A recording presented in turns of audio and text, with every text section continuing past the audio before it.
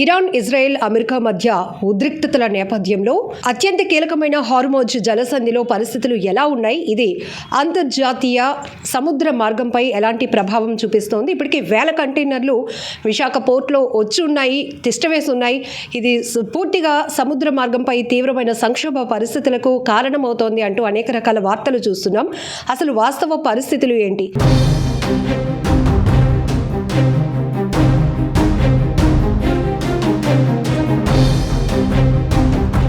Middle ఈస్ట్కి వెళ్లాల్సినటువంటి cargo నౌకలు తిరిగి ఇండియాకే వచ్చేస్తున్నాయి. ఈ రకంగా ఒక క్రైజ్ అనేది ఏర్పడింది అని కూడా చెప్తున్నారు. పూర్తి వివరంగా తెలుసుకుందాం. మనతో పాటు శ్రావణ్ షిప్పింగ్ ఎండీ గారు, అలానే all India containers national association vice president Sambasivarao గారిని అడిగి పూర్తి వివరాలు తెలుసుకుందాం. సార్, ప్రస్తుతం చూస్తుంటే కనుక ఇటు గ్యాస్ కొరత గురించి, పెట్రోల్ గురించి, అలానే సముద్ర మార్గంపై పడుతున్నటువంటి తీవ్ర సంక్షోభం గురించి పెద్ద ఎత్తున చర్చలు నడుస్తున్నాయి. అసలు what is fact sir? Good morning అమ్మ. బేసిక్గా ఏంటంటే ఈ ఇరాన్లో ఉన్న సంక్షోభము ఎస్పెషల్లీ మనకి వెస్ట్ కోస్ట్ పోర్ట్స్లో మనకి ఎక్కువ ఉంటుంది. కారణం ఏంటంటే గుజరాత్, మహారాష్ట్ర పోర్ట్స్ నుంచే 90% ఆఫ్ ద మెటీరియల్ అక్కడ గల్ఫ్ కంట్రీస్కి వెళ్తుంటుంది. వాళ్ళకి ఏంటంటే ఎస్పెషల్లీ రైస్ కానివ్వండి, ఆనియన్స్, ఫ్రూట్స్, వెజిటబుల్స్, అలాగే పాల ఉత్పత్తులు ఇవన్నీ అటు నుంచి అటు వెళ్తున్నాయి. వాళ్ళకి ప్రాబ్లం ఉంది. అక్కడ ఉన్న షిప్స్ అక్కడ వెళ్ళలేకపోవడం వల్ల వాటిని బ్యాక్ తీసుకురావడానికి ఆల్రెడీ గుజరాత్, మహారాష్ట్ర పోర్ట్స్లో కస్టమ్స్ అథారిటీ వాళ్ళు, సెంట్రల్ గవర్నమెంట్ వాళ్ళు దే ఆర్ టేకింగ్ ప్రికాషన్స్. దానివల్ల మనకు విశాఖపట్నం పోర్ట్లో 10,000 కంటైనర్లు అనేది ఎప్పుడు రాలేదు. అది కరెక్ట్ కాదు. ఎందుకంటే విశాఖపట్నం పోర్ట్లో ఒకవేళ కనుక సెంట్రల్ గవర్నమెంట్ వాళ్ళకి ఏదైనా ప్రాబ్లం ఉండి అక్కడ మహారాష్ట్రలో కానీ, మహారాష్ట్ర పోర్ట్స్ కానివ్వండి, గుజరాత్ పోర్ట్స్లో అకామిడేట్ చేయలేని పరిస్థితి వస్తే వాళ్ళు 99% అక్కడ చేయగలరు. ఒకవేళ అలాంటి పరిస్థితి ఏమైనా వస్తే కూడా ఒకవేళ చెన్నై కానివ్వండి, విశాఖపట్నం కానివ్వండి, we are are ready to take all the things. గవర్నమెంట్కి సపోర్ట్ చేయడానికి ఉన్నాము. జనరల్గా ఏంటంటే చాలామంది తెలియక ప్యానిక్ అవుతున్నారు, ఏదో జరుగుతుంది, ఇక్కడ ఏమి జరగట్లేదు. ఇది ఓన్లీ సో ఈరోజు నేను లోకల్ సిఎఫ్ఎస్ అసోసియేషన్కి నేను ఇన్ఛార్జిగా ఉన్నాను. ఆల్ ఇండియా కంటైనర్ ఫ్రైట్ ఎన్ఏసిఎఫ్ఎస్కి నేను వైస్ ప్రెసిడెంట్గా ఉన్నాను. మాకు తెలుసు ఇక్కడ ఏం జరుగుతున్నది. కనుక కొంతమంది తెలిసి తెలియక వాళ్ళు ఏదో వాళ్ళ దాని గురించి ఎవరో చెప్పారని చెప్పేసి వాళ్ళు అంటున్నారు తప్ప అది రియాలిటీ కాదు. కనుక అలాంటిది ఫస్ట్ ఆఫ్ ఆల్ విశాఖపట్నంలో అలాంటిది ఏం లేదు. First point. షిప్పులు వెళ్ళటం అనేది సెకండ్ పాయింట్. అక్కడికి వెళ్ళటం లేదు కొన్ని కంట్రీస్కి. ఆ కంట్రీస్కి బికాజ్ ఆ జలసంధి వలన అక్కడ ప్రాబ్లమ్స్ ఉన్నాయి. ఇవాళ కాకపోతే రేపు వెళ్తాయి, అది వేరే విషయం. దానివల్ల అది ఆయిల్కి సంబంధించింది కానీ ఇంకోటి ఏం కాదు. నెక్స్ట్ మన కంట్రీలో వచ్చేసి ఎల్పిజి అనేది మన దగ్గర ఆల్రెడీ ఒక 60 రోజుల నిల్వలు మన దగ్గర ఆల్రెడీ ఉన్నాయి. మన రిఫరెన్స్ అన్నీ పనిచేస్తున్నాయి. మన గవర్నమెంట్ వాళ్ళు ఆల్టర్నేటివ్ అరేంజ్మెంట్ చేస్తున్నారు. రష్యా నుంచి కానివ్వండి, అదర్ కంట్రీస్ నుంచి కానీ మన వాళ్ళు ఆల్టర్నేటివ్ అరేంజ్మెంట్స్, క్రూడ్, ఎల్పిజి ఇవన్నీ చేస్తున్నారు. కనుక మాకు తెలిసినంత వరకు దెర్ ఈజ్ నో ప్యానిక్. ఎందుకంటే కొంతమంది కావాలని క్రియేట్ చేస్తున్నారు తప్ప రియాలిటీలో మాత్రం ఎలాంటి ప్యానిక్ లేదు. ఏ ప్రాబ్లం ఉన్నా కూడా government is ready to take precautions. దానికి సంబంధించింది ఎలాగా హ్యాండిల్ చేయాలని గవర్నమెంట్కి తెలుసు. గవర్నమెంట్ దగ్గర ఆ ఇన్ఫ్రాస్ట్రక్చర్ ఉంది. ఆ ఛాలెంజ్ గవర్నమెంట్ ఫేస్ మీట్ అవ్వగలదని చెప్పేసి మేము భావిస్తున్నాం. సార్, 10,000 కంటైనర్లు ఇక్కడే ఆగిపోయాయి. ఇదంతా కూడా ఒక ప్యానికే నడుస్తోంది మీరు అన్నట్లు. సో అసలు మన విశాఖ పోర్టుకు సంబంధించి కెపాసిటీ ఏంటి సార్? కంటైనర్ల కెపాసిటీ ఏం లేదమ్మా. ఎన్ని ఎక్కువ కంటైనర్లు వచ్చినా కూడా కెపాసిటీ ఎక్స్పాండ్ చేసుకోవడానికి ఇన్ఫ్రాస్ట్రక్చర్ ఉంది.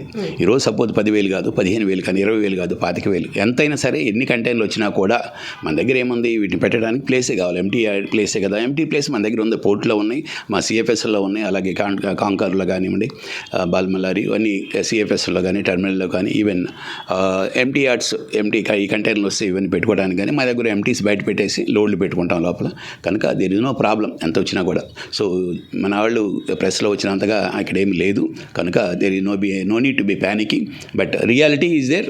Any small issues are there. మా కమిషనర్ ఆఫ్ కస్టమ్స్ కానివ్వండి, మా చీఫ్ కమిషనర్ కానివ్వండి, మా పోర్ట్ అథారిటీస్ కానివ్వండి, మా చైర్మన్, డిప్యూటీ చైర్మన్, వీళ్ళందరూ ఎలాంటి ప్రాబ్లం వచ్చినా కూడా హ్యాండిల్ చేయడానికి యాజ్ ఎ టీమ్గా మేమంతా రెడీ ఉన్నాం. సార్, ఇప్పుడు మిడిల్ ఈస్ట్కి వెళ్లాల్సినటువంటి కార్గో నౌకలు వాటి మార్గాన్ని మళ్లించుకుంటున్నాయా, పూర్తిగా వెనక్కి వచ్చేసే పరిస్థితులు కనపడుతున్నాయి? అంటే అక్కడ వెళ్ళడానికి లేదు కదమ్మా, అక్కడ ఆగిపోతాయి. ఎందుకంటే ఆగిపోయినప్పుడు వాళ్ళు ఏం చేస్తున్నారు, ఇండియన్ కార్గో ఇండియన్ పోర్ట్స్లో ముందరాలోనో జేఎన్పీటీలో దింపేస్తున్నారు. సో వాళ్ళు జర్నీ హైసీస్లో ఉండటం మీనింగ్లెస్ కదా. అందుకని వాళ్ళు ఇంకొక జర్నీకి వెళ్తారు, ఇంకొక సర్క్యూట్కి వెళ్తారు. ఆ సర్క్యూట్లో అక్కడ దింపేసి వెళ్ళిపోతారు. ఎందుకంటే అక్కడ వాళ్ళ ఊరిక హోల్డింగ్ చేస్తే మీనింగ్ లేదు. ఎందుకంటే ఈ వారు ఎన్ని రోజులు జరిగి తెలియదు, ఎప్పుడు ఆగిపోయిందో తెలియదు, ఎప్పుడు క్లియర్ అయిందో తెలియదు. మళ్ళీ క్లియర్ అయింది అనుకోండి, మళ్ళీ ఈ కంటైనర్స్ వెళ్తాయి. సో దీనికి సంబంధించి డెఫినెట్గా వాళ్ళు డిఫరెంట్ రూట్కి వెళ్తారు. డిఫరెంట్ రూట్కి వెళ్ళినప్పుడు ఈ ట్రాన్స్షిప్మెంట్ పాయింట్స్ ఇక్కడ ఇండియాలో చేస్తారా, శ్రీలంకలో దింపుతారా, సింగపూర్లో దింపుతారా, వాళ్ళ కన్వీనియన్స్ని బట్టి వాళ్ళు దింపుతారు, దాని ప్రకారం వెళ్తారు. సార్ వార్ రిస్క్ ఛార్జెస్ కూడా పెంచారని విన్నాం, ఏంటి సార్ క్లారిటీ? కొన్ని కంటైనర్ లైన్స్ $2,000, $1,800 అంటే వాళ్ళు అవకాశాన్ని ఏదైనా కోవిడ్కి వస్తే అవకాశం ఉపయోగించుకొని దే మేడ్ ప్రాఫిట్. వారానంలోనే they want to make profit. ఏముంది, తెల్లాతాలకి జరిగేది ఏం లేదు కదా. సో ఇవన్నీ ఏంటంటే అవకాశవాదంగా ప్రాఫిట్ సంపాదించడానికి కొన్ని కంటైనర్ లైన్స్ ఇంటర్నేషనల్ మార్కెట్లో వాళ్ళు చేస్తున్నారు. అన్ఫార్చునేట్గా మన కంట్రీలో మనకి ఏ స్ట్రాంగ్ కంటైనర్ లేదు దానికి చెక్ చేయడానికి. కనుక గవర్నమెంట్ వాళ్ళు భారత్ కంటైనర్ లైన్స్ అని ప్లాన్ చేస్తున్నారు. అది కొంచెం ఫాస్ట్గా రావాలని మేము కోరుకుంటున్నాం. అలాగే ఈరోజు డెఫినెట్గా కొన్ని లైన్స్ వాళ్ళు ఆల్రెడీ రేట్లు పెంచారు, అది మాత్రం ఫ్యాక్ట్.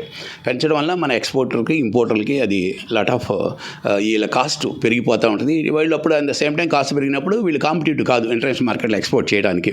ఈ ప్రాబ్లమ్స్ ఉన్నాయి, నో డౌట్ అబౌట్ ఇట్. ఇవాళ అయితే డైరెక్ట్గా ఇండైరెక్ట్గా అన్ని సెక్టార్లు ఈ వారు వలన ఎఫెక్ట్ అవుతాయి. కొంతమంది ఈ రోజు ఎఫెక్ట్ అవుతారు, కొంతమంది 4 రోజుల తర్వాత ఎఫెక్ట్ అవుతారు, కొంతమంది నెల తర్వాత, కొంతమంది 2 నెలల తర్వాత. బట్ అన్ని దేశాలు అన్ని సెక్టార్స్ బికాజ్ ఆఫ్ ఈ ఆయిల్ క్రైసిస్ వలన డెఫినెట్గా ఎఫెక్ట్ అవుతారు. సార్ ఒక కంటైనర్ నిర్వహణకు ఎంతవరకు ఖర్చు అవ్వచ్చు ఒక రోజుకే? కంటైనర్కి ఏమి దేనికి ఉంటుంది, ఎంటీ కంటైనర్స్ అనుకో, ఎంటీ ఐడియల్గా ఉంటాయి కదా. రీఫర్ ఎంటీ కంటైనర్ అంటే లోడ్ కంటైనర్కి మనం ఏం చేయగలం. ఒక రీఫర్ కంటైనర్కే ప్లగ్గిన్ పెట్టాలి. ప్లగ్గిన్కి మహా అయితే రోజుకు $1,000 అయింది, అందుకని పెద్ద ఏం కాదు.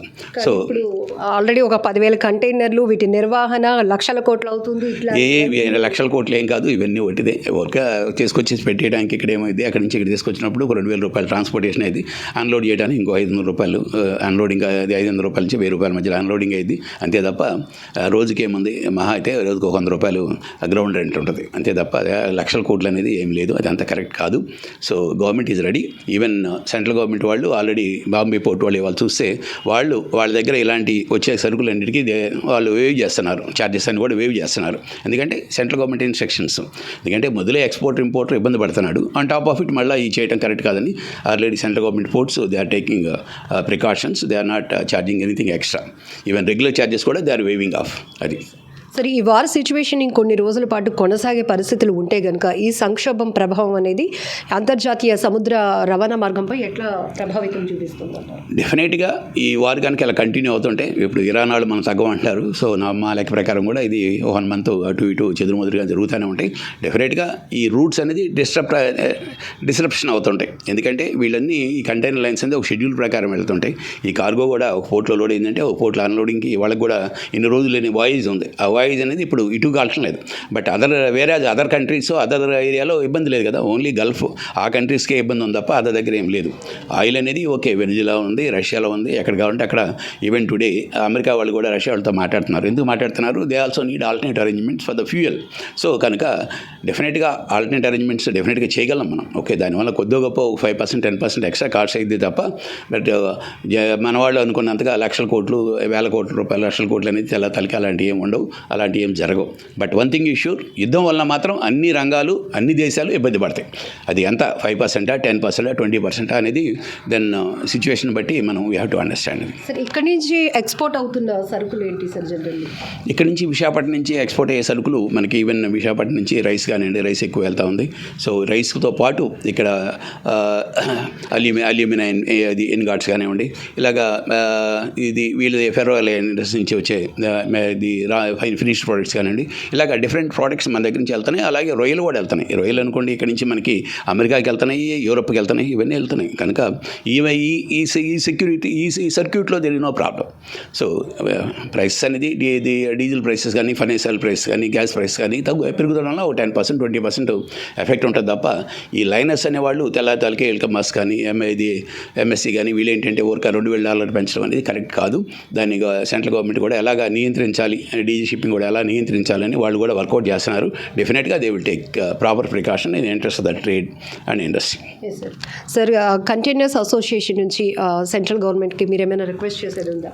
మేము national association of container freight stations తరఫున మేము సెంట్రల్ గవర్నమెంట్ చేసేది అంటే జనాలు ప్యానిక్గా ఉన్నారు. గవర్నమెంట్ కూడా ఒకసారి ఓపెన్గా స్టేట్మెంట్ ఇచ్చి ఎలాంటిది ప్యానిక్ అవసరం లేదు, మేము కూడా we are taking all the precautions and extra costing లేకుండా సెంట్రల్ గవర్నమెంట్ పోర్ట్స్ కానీ స్టేట్ గవర్నమెంట్ పోర్ట్స్ కానీ స్టేట్ గవర్నమెంట్స్ సెంట్రల్ గవర్నమెంట్స్ ఎలాగా కలిసి పనిచేసి ఎక్స్ట్రా కాస్టింగ్ లేకుండా ఎక్స్పోర్టర్స్కి ఇంపోర్టర్స్కి ఎలాగా సపోర్ట్ చేయాలి ఈ క్రైసిస్ టైంలో అనేది వాళ్ళు తీసుకుంటే బాగుంటుందని మేము భావిస్తున్నాం. దానికి తగ్గట్టు already central government Bombay port other పోర్టులు చేస్తున్నారు.